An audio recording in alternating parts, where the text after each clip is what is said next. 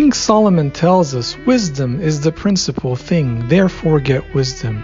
As we seek this wisdom, let us turn to the Church Fathers and say, Ava, give me a word that I may live.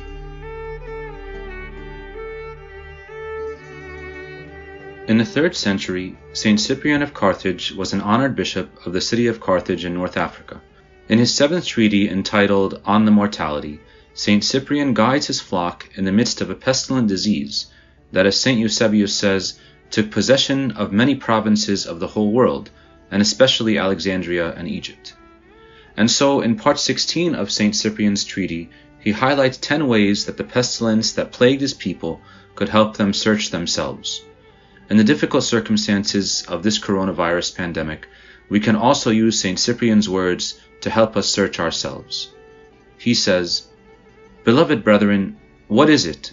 What a great thing is it? How pertinent, how necessary, that pestilence and plague, which seems horrible and deadly, searches out the righteousness of each one, and examines the minds of the human race, to see, 1. Whether they who are in health tend the sick. 2. Whether relations affectionately love their family.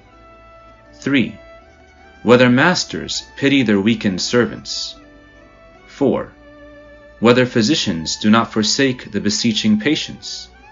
5. Whether the fierce suppress their violence. 6. Whether the greedy can quench the ever insatiable desire of their raging avarice, even by the fear of death. 7. Whether the arrogant bend their neck. 8. Whether the wicked soften their boldness. 9. Whether, when their dear ones perish, the rich even then bestow anything and give, when they are to die without heirs. 10.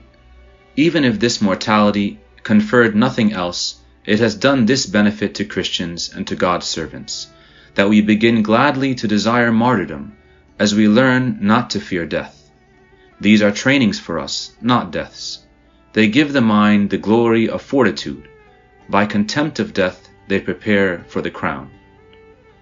St. Cyprian here reminds us, regardless of our age and of our stage of life, the events we are facing in the world today have changed the way we live, and therefore they remind us of our departure from this world, that there is no true stability in the circumstances of this life, but only in eternal life. He boldly begs the question at the end, do we fear death? Are we attached too much to this world that in times of difficulty we retreat from our Christianity? Or, as St. Cyprian puts it, do we examine our ways and learn not to fear death? Are we ready, as he says, to live as martyrs?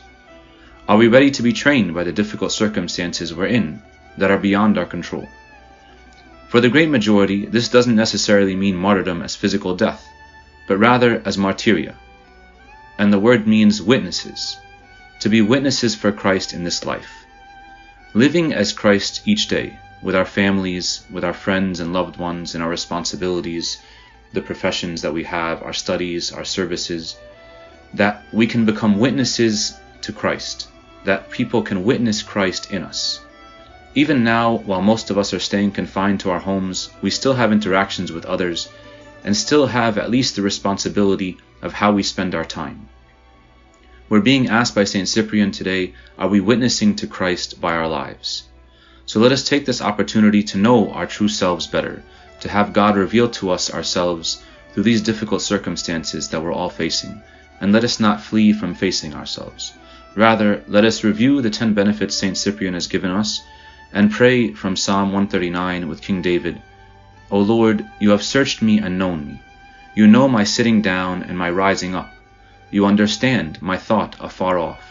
You comprehend my path and my lying down, and are acquainted with all my ways. For there is not a word on my tongue, but behold, O Lord, you know it altogether. Search me, O God, and know my heart. Try me and know my anxieties, and see if there is any wicked way in me, and lead me in the way everlasting.